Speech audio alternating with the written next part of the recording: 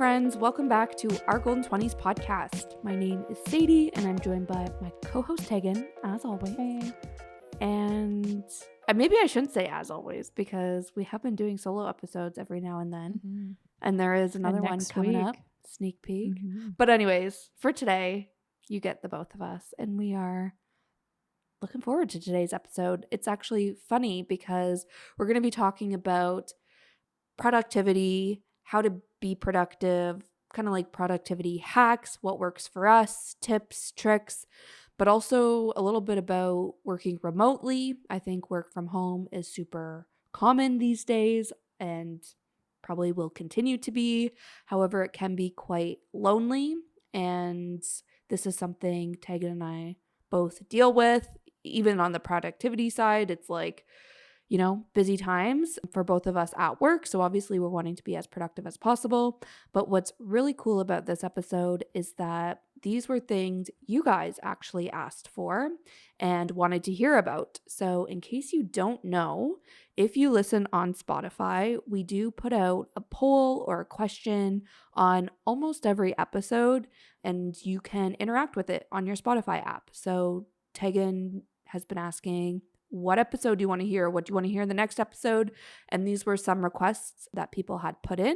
And I actually think it makes a lot of sense because on top of just, like I said, this resonating with Tegan and I in our day-to-day lives, I think all of our September episodes were like, get back to routine, back to school, back to work.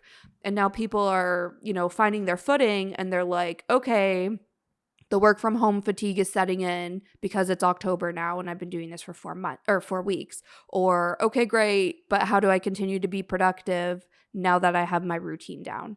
So all of this to say, we're looking forward to this episode and we hope it's helpful for those who are asking to hear about it. Yeah, definitely. I think too, if people are in school, maybe like not necessarily working a job, this could be an applicable episode too. And I feel like this is the sort of time when, like, if you started a new job in September or if you started at school, it's like the week vibes have worn off. You figure out, you know, who your actual friends are. You're not just like friends with everyone on your floor, whatever it is. And it also is just like, I feel like a less social period, so can start to feel lonelier. Here in Canada, it starts to get dark much earlier, and it's not like, you know, you're out until 11 every night or you're hitting the patios. Like, it's a lot, I don't know. I find myself staying home a lot more, and that could be isolating if you're also working from home or studying from home. Yeah, 100%. Awesome. Well, maybe I'm going to kick it off with a no-brainer, but I think a really good reminder. And then we're going to get into some like actionable stuff. And please don't pause the episode as soon as I say this because you're going to be like, Sadie, this is such a cliche, but hear me out for a second. The first thing I think we should talk about, and it's kind of along the lines of taking care of yourself, going through these kind of like transformational, transitional times, if it's between seasons, things like that. We always talk about taking care of yourself, and really what that looks like is really just covering your basic needs and showing up for yourself. So it's things like staying hydrated, making sure you're eating well, getting enough sleep, moving your body, you know, getting outside, getting fresh air, getting daylight. Like, these are all things we talk about anytime we talk about mental health and self-care, but I really think it applies to this episode as well. Because typically we talk about it, like I said, for overall wellness, but I think a big part of, and I guess actually going into the mental health, like something that comes along with productivity sometimes is also managing stress and anxiety. If you're someone who's constantly trying to be productive, it's oftentimes you end up feeling burnt out, stressed, anxious, things like that. So I think these things help manage that. But I also think that all of these, you know, basic needs and building good habits also really help your cognitive health, sorry. And I think that's something we haven't really talked about before. And I was doing like a quick research because I was like, I can't be the only one who thinks this or prioritizes it this way.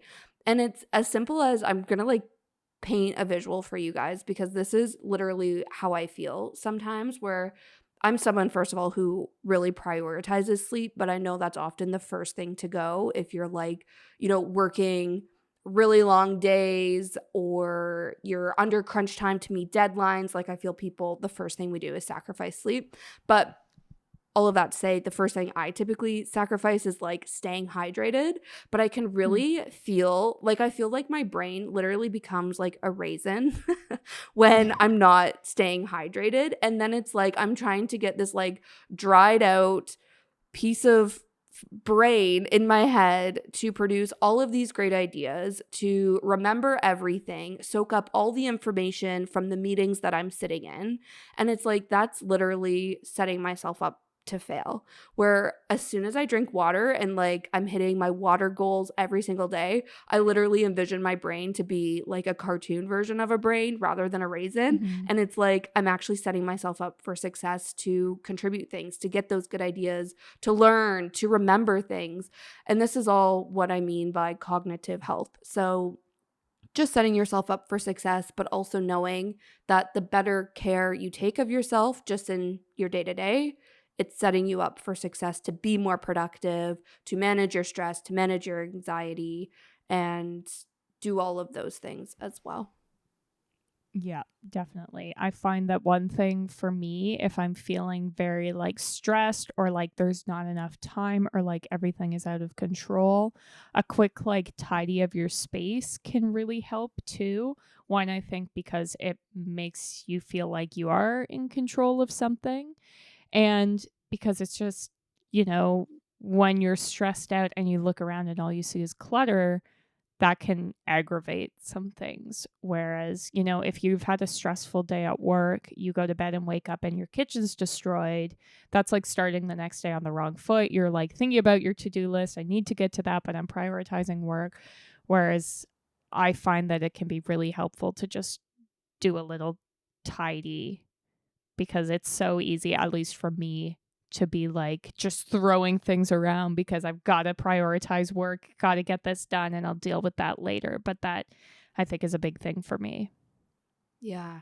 I feel like for me, it's why I take my daily routine so seriously because Mm-hmm. within my routine, I have my times to eat and times to move my body, times to get fresh air, to socialize, to tidy my space. So I feel like all of that really is how I maybe manage my stress and anxiety. But again, it's knowing there's kind of a plan in place and that holds me accountable, I guess, but also just Mm-hmm. frees up the headspace to allow me to be productive when it comes time to actually work and, things like that. So, yeah, I feel like that's a good place to start this episode. But another thing I thought could be a good place to start, if that didn't resonate, was also just this is another thing. People are like, just get into like the actionable shit I can do. But before we get into it, another thing I was thinking, it could be a really great reflection as well. And again, don't pause me. I'm like begging people to bear with me. But all of this to say, I do think there's value in asking yourself, how do I work best?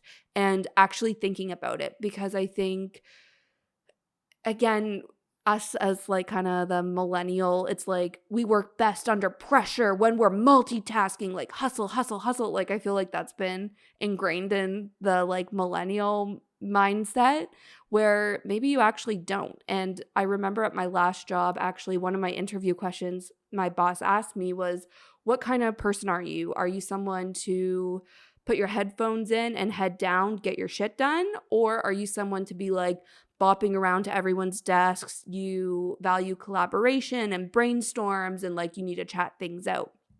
And I was like, interesting. I don't know. Like, I think I'm a Mm. headphones in, heads down type person, but obviously I like to brainstorm sometimes and, Yeah. whatever. But now I'm like, that's such a great question to ask somebody because we all work differently and we actually maybe don't know how we work. So if you're not sure how to answer that question, like maybe think about it. And over my reflection, I realized I really am a headphones in, heads down type of person. I get my best ideas typically later in the day, sometimes in the evening even. So I know, I'm not going to do deep work in the morning because that's just not when I do my best deep work. I know I do it in the afternoons and evenings. If you're a freelancer, I feel like you can really make that work work for you, where maybe you structure your work hours around that time, or if you have, flexible work hours, if you do work a corporate job, like maybe you log in later and you stay later than the typical 9 to 5 hours. For me, I also know, again, with the whole headphones in, heads down, like I'm like, do not disturb. My music is literally blasting as loud as possible in my ears. Like, this is literally how I do my best work. So I think it's worthwhile thinking, answering that question yourself and then trying to find ways that you can implement or action, how you work best into your routine or structure your productivity time around that. Mm-hmm. Definitely. Yeah, that's something similar we do at my work, where when we have a new hire, they're like asked to lay out their ideal working day so that there's a clear understanding of, especially, we work with people who are mothers and they have kids. So they're like, before the kid goes to daycare, I don't want to hop on a big call because I might have to go help with something or whatever it might be. And I also think it's, we do something where we talk about where our talents lay. And this could be another good way, I think, to reflect on things. So, for example, I Yeah. always say I'm good at organizing things. And so it's like, I don't know, that's helpful to know what things you should be saying yes to and what things you should be saying no to, especially if you're someone like me who just wants to say yes to everything. It can Mm-hmm. also be helpful if you're stressed out, but you want to be helpful, you want to be a team player. If you know what your strengths are, if someone asks, "Hey, Tegan, could you help me organize this document?" I would say, "Yes, I love that." If it's, Hell "Hey, Tegan, yeah. do you want to run this meeting?" I'd be like, "No, that sounds like a literal nightmare." So I Mm-hmm. also think that that kind of thing can help you, I don't know, prioritize what things you should be saying yes and no to as well. Yeah. I love that. Yeah. Another big thing for me is keeping organized. This is something I've talked a lot about, and it was something I started in high school really, but then in university, and then I've sort of kept through in my work. But this is something that really helps me manage my stress and anxiety. It's probably from a place of like being controlling, but I let that be. And we're just going to roll It's a with it and strength. let me Yeah. control my calendar. And so basically, I write everything down. I wish that y'all could see my desk right now, but I literally have my planner beside me. I have my notebook in front of me, and then I have two monitors, like one that has digital notes and one that has my calendar. And basically, I do this because if I don't write it down, I stress myself out thinking about things and knowing I have to remember them or have to know Mm-hmm. to do them. And so to me, writing something in a notebook instantly gives me like a little bit of stress relief, because then it's not like, okay, I need to remember, like the client said this, we need to Yeah, do, like, no, totally. it's in the notebook. It's all good. Same with important dates and reminders. I put everything in my calendar. Like tonight, we're recording the podcast. I put that in my calendar every single week. And it's like, realistically, yeah, I can remember to record the podcast. It's not a big deal if I forget. It's all good. But it just gives me peace of mind knowing it's in there and getting to see visually laid out how much time things are taking in my day. And so I love Google Calendar. I've talked about it a lot. So that's my big tip. I love that. I'm the exact same way. And it's funny because when we started working from home, or actually, I guess when we were still in the office, I used to carry my notebook around. Like, I'd take it to all my Mm-hmm. meetings and I would write with my pen. And as soon as we started working from home, for some reason, I guess it was just since our meetings were virtual, I stopped writing in my paper and pen like notebook. Mm-hmm. And I really couldn't figure out a way to keep organized for some reason. I don't know why my current system didn't work for virtual meetings. Like, I don't know. Anyways, I started using Microsoft OneNote and now I love it. Like, I'm the exact same as you, Tag, where it's like in meetings, I'm typing. I'm that person where it's like, would you like me to share my notes after? Because I literally took like minutes, like Yeah. I have what everybody said. I have the like takeaways. I have everything written down because I know it's going to come up in some other meeting at some random time. And I want to be able to like go back and reference what was said in the meeting or just a way for Mm-hmm. me to remember it. but take the pressure off myself of just like keeping it in my mind and having it like to pull on at any moment. Yeah. So my OneNote is now my virtual notebook, and it's again organized by all the different tabs. I have like tabs, sub-tabs, like headers and all of them, all of my pages and whatever. It's very probably too organized to some people, but it works for me. And that's the key, is just finding a system that works for you. Because on the flip side, I'm someone who I don't use Google Calendar or any type of Mhm. digital calendar, but I have my agenda where, again, it's like paper and pen. I write everything in my agenda, and that works for me. But obviously, Google Mhm. Calendar works for Tegan. So I think, yeah, finding how do you keep organized is huge. And then finding a way to like stay on top of it and like make it manageable, I think is a big win. I think similar to that too, we talked about, writing down your tasks, writing down all the things you need to do. But I think that also, in addition to helping you staying organized, it also really helps you figure out how to manage your time. And time Mhm. management is something that is very hard to teach someone. Like, you almost, again, need to figure out what works for you. And it's through trial and error, and also just through experience and, you know, I guess mainly experience. But something that, again, works for me is after I write down my tasks, I like to prioritize them by numbering them. So it's like, this is the biggest task I need to do this week. So like it gets a star beside it, or the number one. Sometimes I'll also order my tasks for the day. So sometimes I'll start with like, I'm going to knock out the smaller tasks first. And then by the time, I get to task 5, like that's the big task, but all the small tasks are done and I only have the big tasks left. So however you want to prioritize, I think, it could also be like by the closest deadline, or literally whatever works for you or makes sense for the project you're working on or the day or whatever. And I think as someone who's recently started managing people, I've started to see that this is actually something that a lot of people struggle with, and they think Mhm. they know how to prioritize their time and their projects.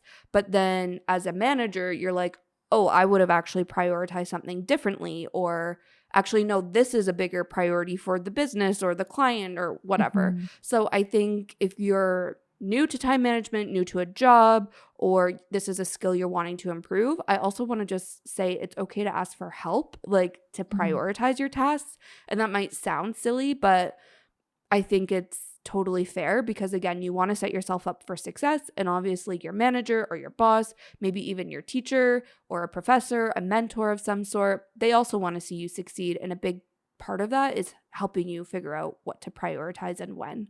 So also wanted to throw that out there. And then I think similar to what we were talking about by assigning, or putting things in your calendar, I like to allocate time in my work calendar is the only virtual calendar I do use, but I like to literally allocate time, block time off in my calendar to work on specific projects, especially if I know it's a bigger thing that's going to take me like a few hours to work through.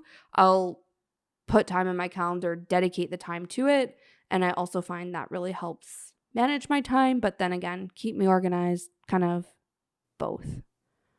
Yeah, definitely. I feel like asking your boss or your supervisor can be a big help with like when you're first starting and you're not quite sure, or you maybe don't have the full picture. Like you said, Sadie, there's nothing wrong with asking like, what tasks should I be prioritizing today? Yeah. And even asking, how long should this task take me?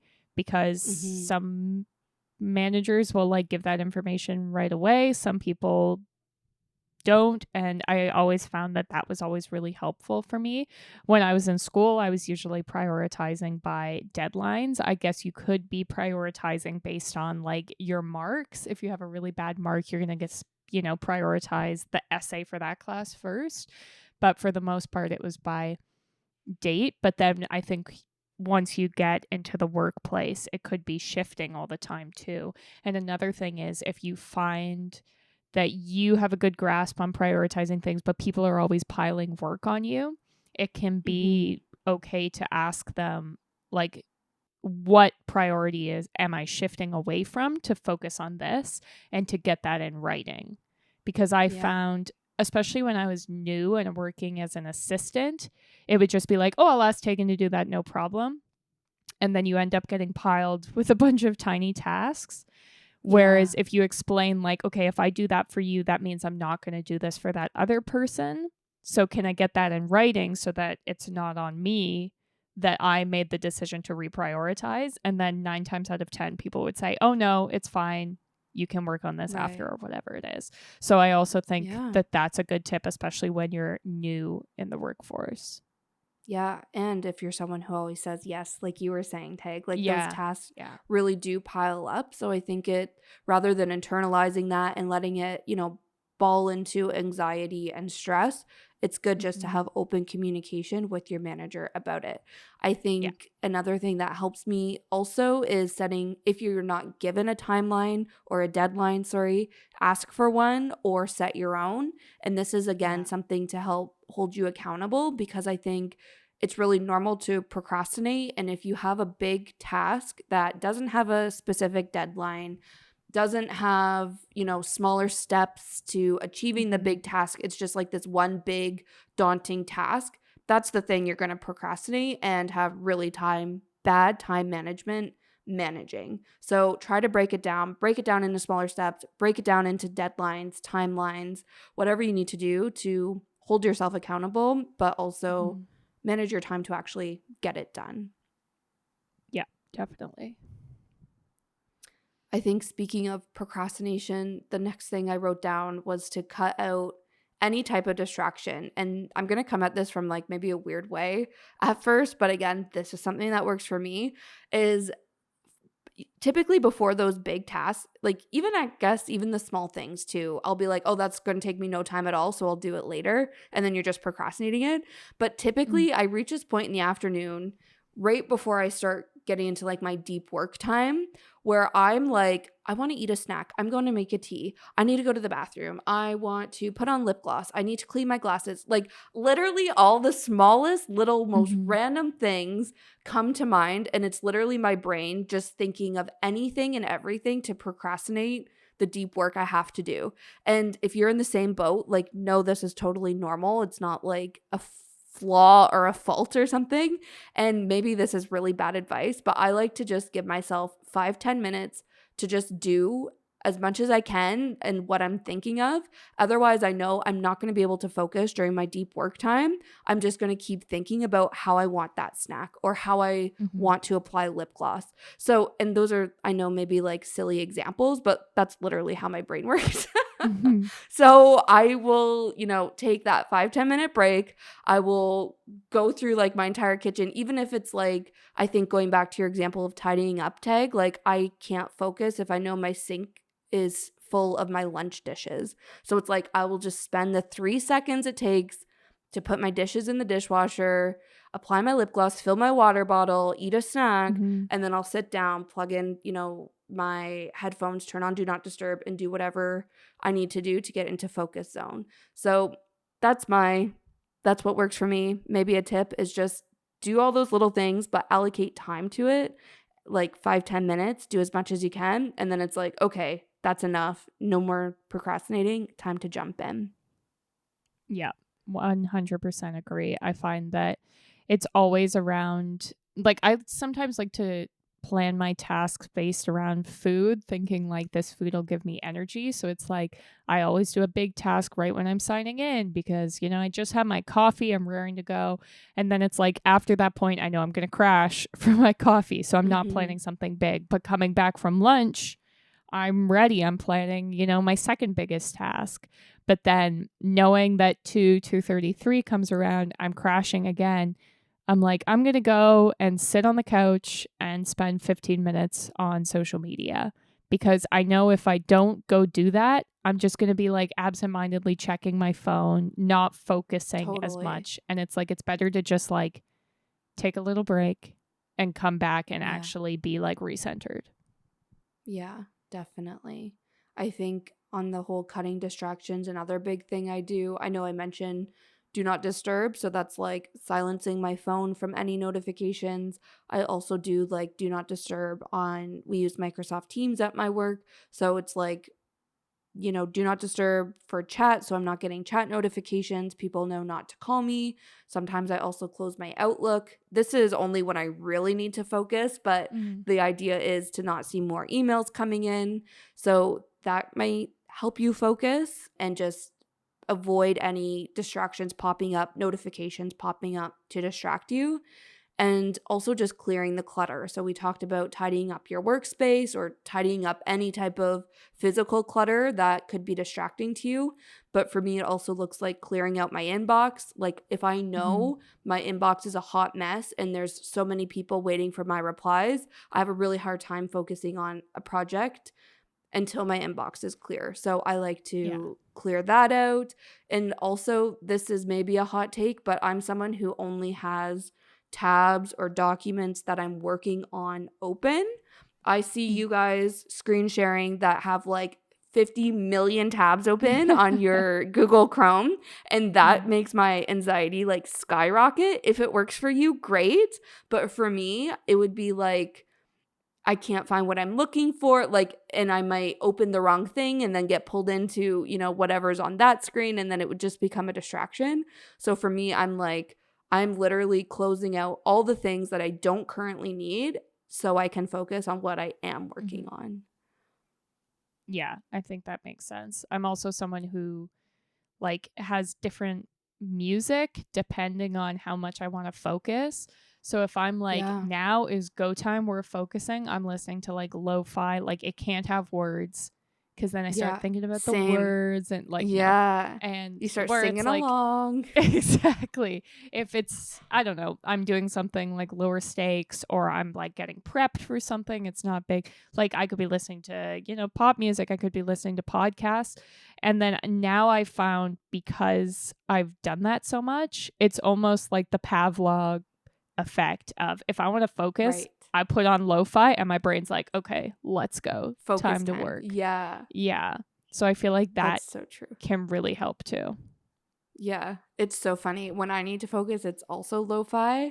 If I Mm-hmm. really gotta focus, it's Avril Lavigne. And it's because Yeah. I don't need to think about the lyrics. I know every Yeah. single Avril song from, 2004. You bet I do. And it's always Letting Go. Is that the first album? Let Mm-hmm. Go. I can't remember. But that is my like focus album where I'm like, I mean fucking business. And it's also when Yeah. I'm like a little like angsty, like you need that Mm-hmm. teenage angst, like pop punk. But I can't listen to like actual pop punk or like this is pop punk on Spotify because that'll be distracting. Then I'm gonna Yeah. be like reflecting on concerts I've been to, and like you said, Tag, it just Yeah. like Yeah. Yeah. spirals out of control. But those are my two focus things. It's either lo-fi, no words, or Avril Lavigne, where I don't need to think about the words. Yeah. And Exactly. never podcasts. I cannot listen to a Yeah. podcast and work at the same time, which is so funny because maybe you're doing that right now listening to this Yeah. podcast. Yeah. But I just am like, I get way too focused on what they're saying that Right. I can't do the same thing. I guess it depends on the task. Like setting up Yeah. ads, I feel like I can do with my eyes closed because that's what I do. But if it's like I'm in a spreadsheet, definitely not also listening to a Interesting. podcast. Like, Yeah. yeah. See spreadsheets. I'm like, oh, I'm in a spreadsheet. Time to get the podcast. I can't be typing words, but if it's like Yeah. Oh, yeah. numbers or like data entry or like I'm organizing a hard drive, things where it's like you have to focus and work, but like your brain's not working. That's when I'm like, Interesting. okay, we're rocking with the Yeah. podcast. I've been experimenting with having like a YouTube video on my second screen. Oh That my I'm God. still not sure about because the visual distraction. But Yeah. someone I work with watches like 3 movies a day because they Yeah. always, actually, a couple people I work with always have their TV on. I don't have a TV in my office because I know I would get sucked in and watch like 8 hours of SpongeBob or something. So, but Yeah. I work with people who always have their TV on or always have a movie on their second monitor, which I'm not at that I've stage yet, seen, but yeah, yeah. I worked very briefly with a guy who was the exact same way. But even that, like, I couldn't imagine. The only exception, similar to my Avril Lavigne music, would be like Friends on my TV, where it's like, hmm, I don't need to even, like, I could hear one word this is because I'm insane and apparently obsessed with Avril Lavigne and Friends. But like I could hear one word and know what episode it is, like where it wouldn't Mm-hmm. be distracting to me. But literally anything else, like there's probably not another show I could put on, even YouTube. Like I've tried to, Yeah. even this is maybe just, again, this is what works for some people, doesn't work for others. But even like getting ready, doing my makeup, watching YouTube, that's too much for me because I'm like, I'm just so Oh, focused on the interesting. YouTube Yeah. video where I like forget where I'm at in my makeup like process. Like it's Wow. maybe I so I think it goes without saying that I don't believe in multitasking. I'm Yeah. like this is too difficult. I don't know. Because Interesting. I don't think I get distracted easily, but Yeah. after talking about this, I'm like, I guess I do. I don't know. Maybe you do, and you just protect yourself from it. I'm also Yeah. realizing all the people I work with who like watch TV and watch movies throughout the day are all men, whereas all the women I work with are like head down blasting music. Obviously, this is like Hmm. a tiny sample Focus group. It's group. like 10 Yeah. people, but um yeah, it's interesting, but goes to show it like That is varies person to person. Same with like I need to be sitting in totally. my chair. My husband works from the couch, or he'll switch back and forth Oh to yeah. his chair, his couch, and it all just depends on the person, I guess. Yeah, definitely. See, this is why reflection's key, guys. Because you think you know, but Definitely. you actually don't. Yeah. I think another big thing, which we've already kind of touched on, is to take breaks. And, it sounds silly when you're really busy to be like, okay, you're busy, you're stressing. Now's the time to take a break. But as someone who's tried to power through, like tried to power through weeks, tried to power through days, like it doesn't work. You need to Mhm. take a break. Your brain, especially like I work in a creative field, I'm trying to get my brain to come up with ideas. It just stops. Like it doesn't Yeah. work. And breaks can kind of look different for people. Like I've talked about how on my lunch a lot of times I'm like watching TV or playing Animal Crossing.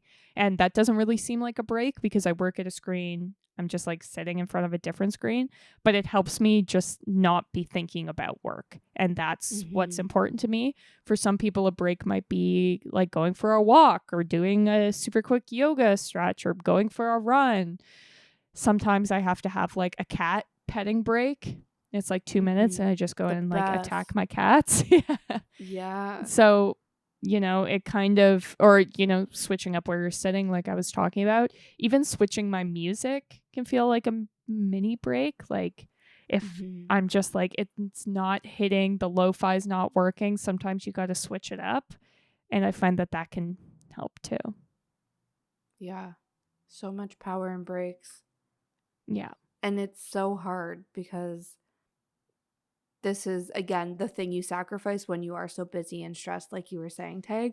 I think Mm-hmm. too if you're someone who has a hard time either either side of this where if you are someone who doesn't take breaks because you don't in quotes have time for breaks or if you're on the opposite side where you take a lot of breaks and you just procrastinate all of your tasks, I think it's could be helpful to time your breaks. So I think for me especially like if I'm going to be taking a 10-minute break to scroll TikTok, any type of social media, I know how quickly 10 minutes goes and you don't even realize. So I'll Yeah. literally set a timer and be like, okay, this timer is going to tell me when my break is done.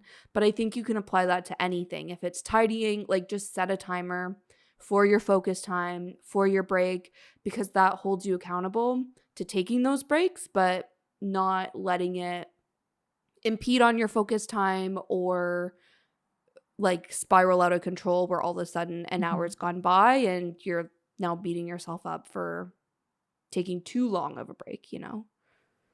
Yeah, definitely. We can probably dive into the topic of like loneliness related to Mhm. work from home. And obviously, this has been a big thing, especially I can't imagine entering the workforce completely virtual, like that boggles my mind, because both Sadie and I, obviously, we entered the workforce like, I don't even know how long ago, 6 or 7 years ago or whatever it is. And so, you learn how to sort of socialize in the office setting in person. So if you are just joining the workforce now and it's been completely virtual for you, like, my heart goes out to you, because I can only imagine how weird that is. I don't know. Yeah, and I think it's worth saying Tegan and I both work for companies where we might have started them remotely, but we have experience with these exact same people and team members Mm-hmm. and company in person too. So it's Yeah. like even if you have in office experience, but you're starting a new company where you don't know anybody, you have to learn everything work from home, even if you have like, Yeah. yeah, 5-10 years experience under your belt. Like it is a very interesting thing to navigate and it's very, very hard. So you're definitely not alone if you're struggling with this. And also for me, this is actually probably the hardest thing that has come out of the whole pandemic. So, right before the pandemic hit, my roommate moved out where I started living on my Mm-hmm. own for the first time. And like, I'm very thankful it worked out that way because had we been cooped up together for two Oh my years, we gosh. probably Yeah. wouldn't be best friends anymore. Yeah. So, it worked out well. However, I had no idea how hard it would be to spend so much alone time when I'm someone who loves alone time and like I am an introvert. But I've really seen since I'm completely work from home, especially through the lockdowns and stuff, like my mental health was at an all-time low just because I was lonely and because I Mm-hmm. spent so much time by myself at home only communicating with people via like FaceTime and Teams meetings, things like that. So, all of this to say, I know this feeling extremely well, and hopefully, we can give you guys some ideas on how to combat it. Yeah, definitely. I think one of the things, and this was sort of recommended to me at my first job, and I still, I don't know, take it to heart, I guess, is to like participate in work things. I feel like it can be really cringy, or it's like I just spent time with these people all week. I don't want to hang out with them anymore. But one, I think that it reflects really well on you in the workplace. It makes it look like you fit in with the culture, you're a team player, you're fun to be around, all that kind of stuff. And it, gets you out of your shell. You get to talk to people maybe who aren't on your direct team. You get to, I don't know, try new things, get to talk to people like before the pandemic, I would rarely talk to the CEO of our company except at these sort of like social events. And so I think that that can be a great way to sort of, I don't know, get out of the loneliness of working from home and connect with the other people on your team. Yeah, I love that. And I think companies are starting to see, even if they are 100% work from home, there is value in bringing people together. If it's monthly, quarterly, every couple months, like I think companies are starting, at least here in Canada, and like from my, again, small focus group of my friends that I have had these conversations with, like they're trying to bring people to the office for gatherings sometimes. So I think it's exactly that, taking up that opportunity.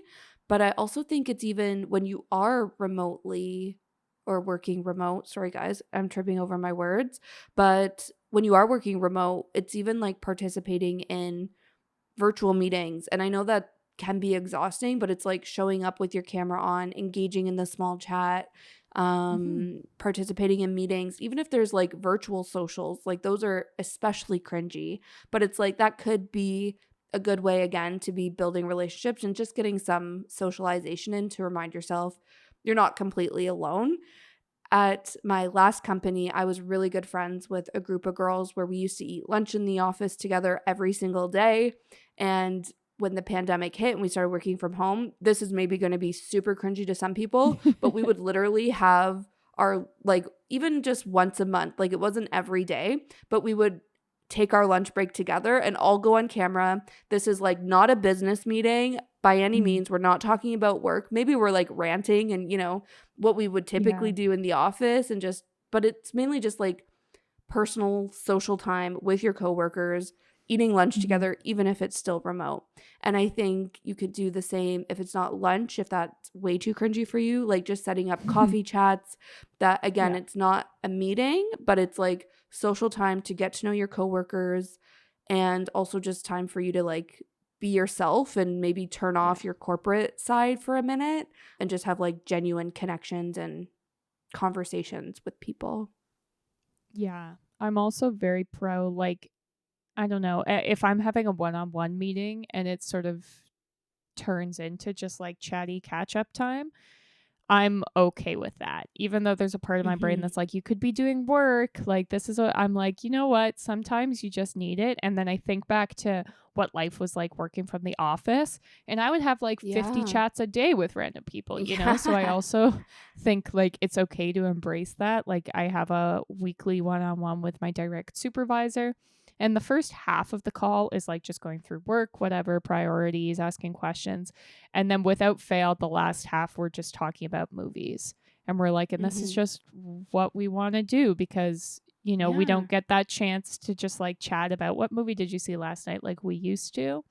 And Right. so it does feel weird because you're like in a quote unquote meeting when it's virtual. But I think that's just a part of work. So I've been embracing that too. Yeah. I love that.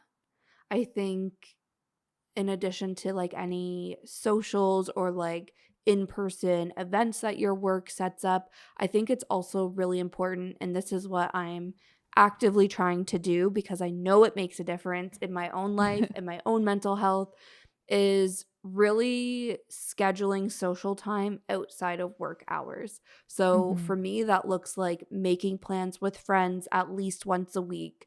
And then on the weekends, it also looks like booking workout classes. Essentially, it could look like picking up a new hobby, but essentially, it's like having pretty much an appointment. That's why I like workout classes, because you literally book it in for a specific day and Yeah. time. Even dinner reservations with a friend, it's like a specific day and time where you have to show up, you have to leave your house, it's holding you accountable.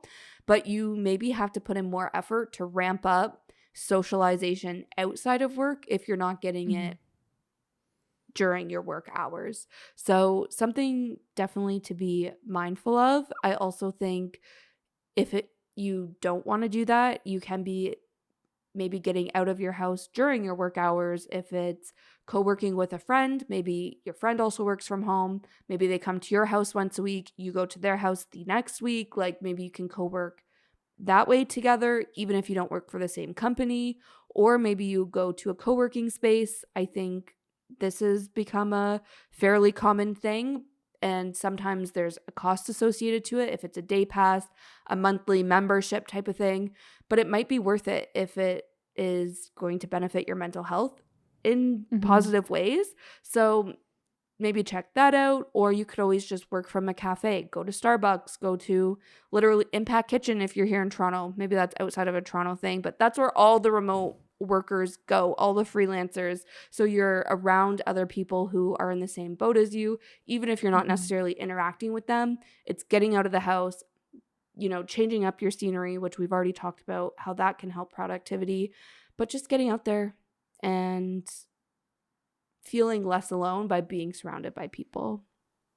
Yeah. I also think that if you say are like new to a city or new to a company or whatever it might be, you can also join like a networking group or a study group. Like Yeah. these are people who are going through similar things as you and who have similar goals. So it's like you have that sort of built in base to create a friendship, I Mhm. guess.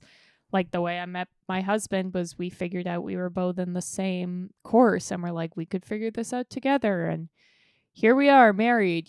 So it's, I don't know. I feel like if you are feeling stuck, there are so many groups for that now. Like I remember back in the day, they had like Bumble BFF, and now it's like I'm a part of Monday Girl, and there's just a whole bunch of different options. And especially I think for women, I'm in like women who work Facebook groups and that kind of thing. And it can be a good resource and a way to sort of like socialize, knowing that you all have the same goal. Yeah, totally. And it's people you can ask advice for, or Yeah. like you were saying, you share a common experience or problem with them, Yeah. where you can chat with people and feel less alone in whatever you're doing. You have community around you. Yeah, definitely. Great. Well, I think that's where we can leave it for this week. I hope that, Yeah. the people who submitted these questions, or I guess these like topic suggestions, got some helpful information. And if anyone has any ideas for episodes of what you'd like to hear us talk about, you can submit it through the Spotify little Q&A, or by just like messaging us on Instagram. We've had girls do that in the past, which has also been awesome because obviously we want to put out content that we know that you'll enjoy. And, we like hearing what the girls in their 20s are thinking about. We're heading towards our 30s. We want to stay relevant. We know, okay, they're worried about work. Let's chat about it. So, Yeah. I know the work from home loneliness one. I was like, oh, wait, someone else is feeling that way too. Like, I feel people listen to our podcast to feel less alone, but it's like, it's so nice hearing from you guys to make us feel less alone as well. So it works both ways. Exactly. And if you're ever lonely, give us a shout. We that sounds so lame, but like we love when we get messages from, I don't know, any of our little listeners. So that always makes our day too. I'll have a FaceTime lunch date with you. Yeah, exactly. We can listen to Avril Lavigne together. It's part of our Patreon. It's like if you're a $10 patron, you get to it would be free to have lunch with Sadie. Yeah, you would probably do it once and you'd be like, I'm never doing that again. That was as cringy as it sounded. But it is an option, guys. Yeah, give us a shout. I mentioned the Patreon. If you're interested, we have things there. You can check that out. That's the best way to show your support for all the work we do. We obviously, like if you're listening, you hear we don't have ads. That's how we make our money. So we appreciate, obviously, all our patrons that we have so far. We're also on social media at our Golden 20s. We're on Instagram, Facebook, TikTok, Pinterest, and Spotify. So definitely follow us on all those platforms and follow and subscribe so you see when our new episodes drop. I think that's everything. So thanks for listening. See you next Tuesday.